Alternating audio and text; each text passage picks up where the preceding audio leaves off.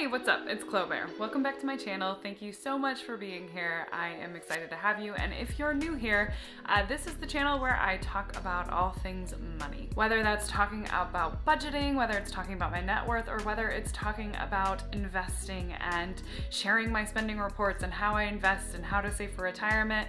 We kind of cover all of that here, and I'm super excited that you came by. So if that's the kind of stuff that you like listening to, watching, be sure to hit that like button and be sure to hit subscribe.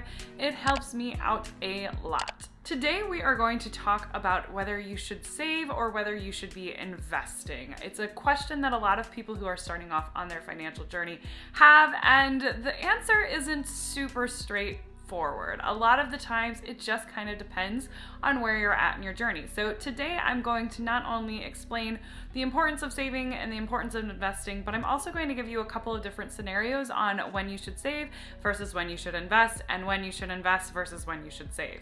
But before we get to it, be sure to hit like, be sure to hit subscribe, because the YouTube algorithm will love me for it, or love you for it, or help love me for it.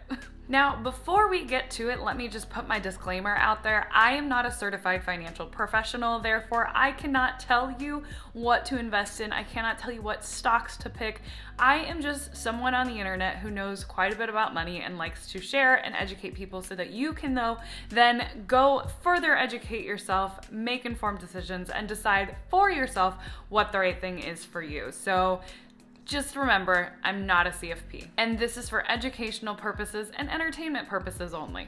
Got it? You've already hit the like button, you've already hit subscribe, so let's talk about it. When should you save and when should you invest? So when you should save and when you should invest, unfortunately, there's really not a blanket answer. The thing about personal finance that I've said over and over again is that personal finance is personal. It's going to depend on your financial priorities. It's also going to depend on how much you already have saved. It is also just going to depend on your overall financial picture. So I would need to know more about you as an individual to tell you exactly what you should do, but we'll give you a few general examples here, and we're also going to talk about the benefits of saving versus the benefits of investing, and the drawbacks of saving and the drawbacks of investing. So let's first talk about the benefits of saving versus investing. So one of the best things about saving money instead of investing money is that you have fast access to that cash. It is completely liquid, so whenever you need that money, you are able to pull that money out and withdraw it. It's also just great to have the cash to pay for things, and when you have money saved in a savings account, it's basically you just have cash. Number two, one of the benefits of saving money is that there's pretty much no risk.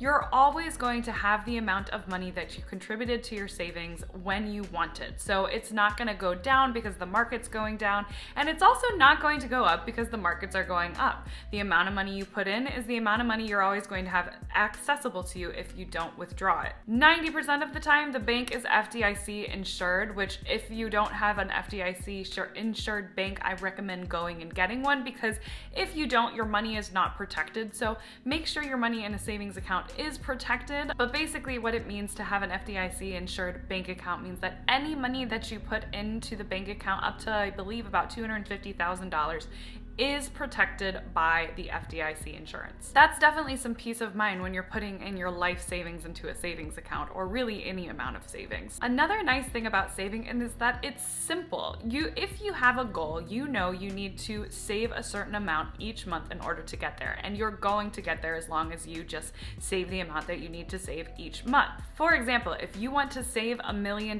in 10 years, you just know, cut and dry, you need to save $100,000 every year in order to reach that goal. There's no ifs, ands, or buts about it. That's how you have to do it. Now, we do have to talk about the drawbacks of savings too. And there's really not a whole lot of drawbacks to saving money. The main drawback is that when your money is in a savings account, it is losing about 3% of its value every year that it sits there due to inflation. In addition to that, the other side of it is your money, when sitting in a savings account, really isn't making you any money unless it's in a high yield savings account. And even then, and that's making you about 0.5% a year right now or less, you would make a whole lot more money if you had invested that money instead, especially if you were investing in the stock market, the S&P 500, or any other index funds. With savings, you're really just going to let your money sit. It's not going to grow unless you put money into it, and it's really not working for you. It's just sitting there waiting for you. Now, let's talk about the benefits of investing money versus saving money. The best thing about investing your money is that that money is going to work for you. It is going to make you more money. The money you make off of your investments when in the stock market or in an investment is called passive income. The reason it's called passive income is because you didn't have to do anything to make that money. It just sits in the investment and the money grows. The average rate of return of investing your money in the S&P 500 is usually about 12% a year. This means you could make anywhere from 10 to 12% annually just by letting your money sit, or 7 to 8% when adjusted for inflation. Now, that may not sound like a lot of money, but let's look at this example. Let's say you decide to invest $10,000 annually. Your investments in 10 years would increase to $153,000, even though you only put in $100,000 of your own money. That's a 53% raise. $53,000 made in 10 years just by doing nothing other than letting your money grow in an investment account. Not bad, eh? That brings me to the second reason that investing is awesome, is that investing will help you reach your money goals a lot quicker than just saving. Because the money that you have invested is working to make you more money, you're going to end up getting to your savings goals a lot quicker. For example, let's go back to saving $1 million over the course of however many years. If we invested $5,000 a month for 20 years, we would have $3.8 million at the end of those 20 years, assuming that the stock market returns between 10 and 12% a year. Now, if we had saved $5,000 a month, how long would it take us to get to $3.8 million?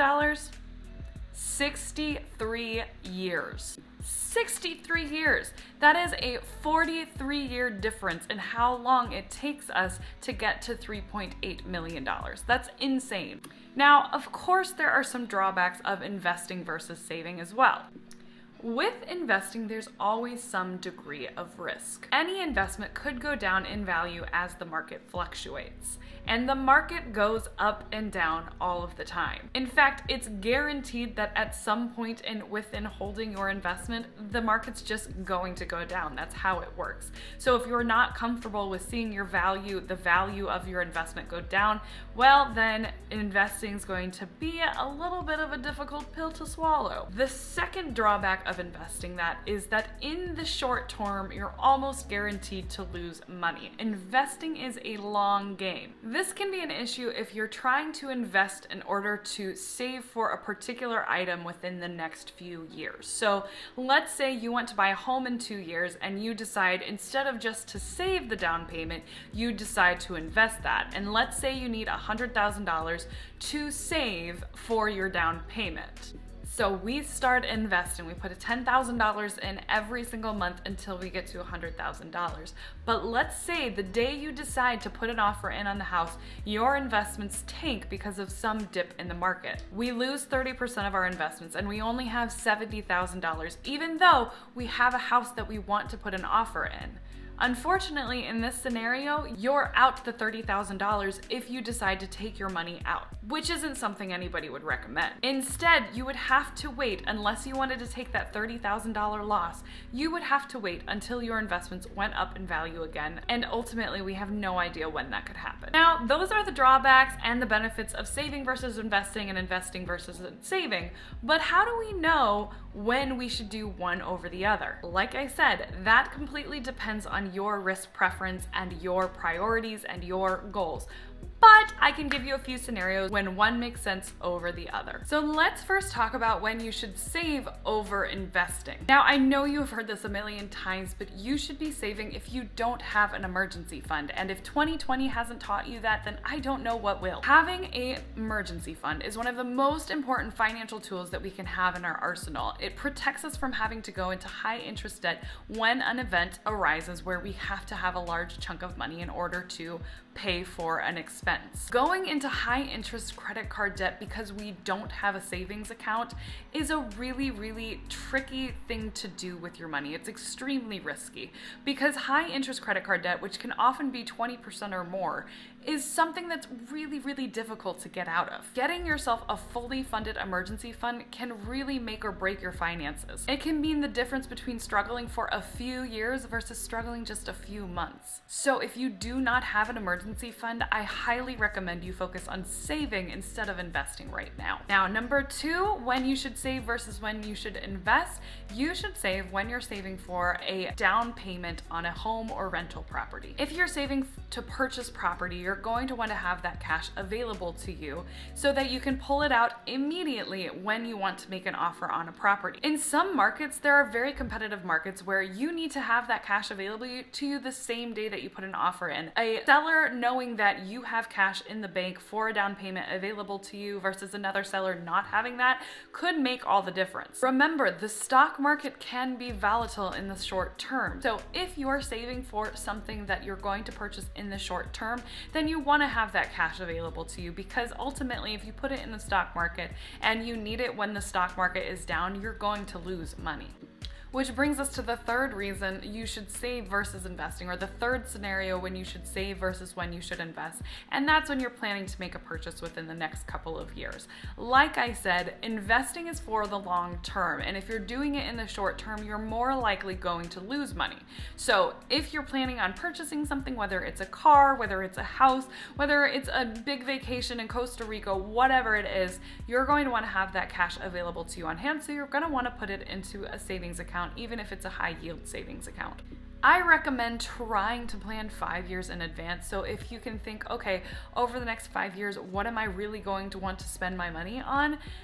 Try and think that far ahead. If you can't think 5 years into the future, maybe just think 2 years into the future. Am I going to need to buy a car? Am I going to need to buy a house? Think as far ahead as possible. Now, when to invest versus when to save. So when should you be investing instead of saving? First, if you already have an emergency fund and you have 3 to 6 months of your emergency expenses saved in that emergency fund, then you might be able to start investing, especially if you aren't planning to buy a house, you aren't planning to buy a car, you aren't planning to buy anything with cash in the near future. I like to think of investing as money that I don't need right now. It's money for my future self, so I really just take it out of my paycheck, invest, and I forget about it. There really isn't. So instead, move that on over into investments so your money can work for you. Now, the second scenario where you should be investing versus saving is when you've already paid off your high interest debt.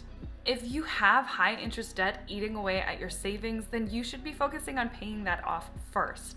And generally, I'd consider anything high interest debt when it's over 5%. If it's under 5%, to me, that's not as much of a priority. The reason it's better for you to focus on that rather than focus on investing is because high interest debt can usually cost you more money than investing would. For example, if your credit card debt is at 20%, but you would only make 10 to 12% in the market if you had invested that money, you're losing between 8 and 10% by investing instead of paying off that high interest debt every single year. Focus on that first if you can, and focus on getting that emergency fund. Now, on to the third scenario. You should be investing even if you have high interest debt, even if you don't have an emergency fund, if you have a 401k employer match. Now I know you're probably thinking, Chloe, didn't you just say that I shouldn't be investing if I have high interest debt, and I shouldn't be investing if I don't have an emergency fund?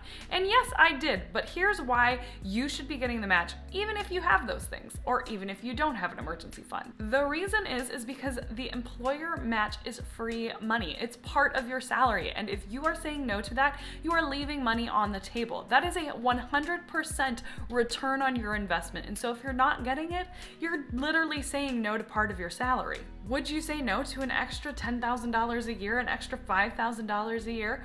Probably not. So always get that employer match up to whatever percentage they match. If you want to learn more about 401k investing, I will leave a link to the video here, and I will also leave a link to the video on 401k investing in the description below. And then I also have a blog post about retirement posts in general. I'll leave a link to the blog post in the description below. And number 4, the last scenario where you should choose investing over savings is if you have a long-term goal like early retirement, like having the option to not work, or any other kind of retirement.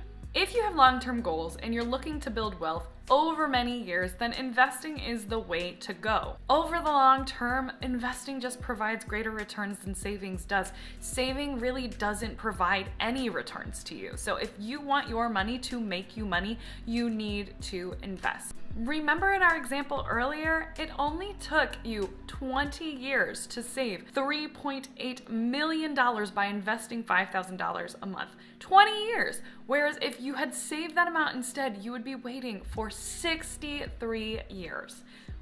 Why would you want to wait an extra 43 years? The answer is you wouldn't. If you have long-term goals of wanting to retire, of wanting to maybe even retire early, or really just wanting to be financially independent, investing is the way to go. Okay, now we have the guidelines, but I'm gonna throw you a curveball because the other thing to consider is why can't you just do both?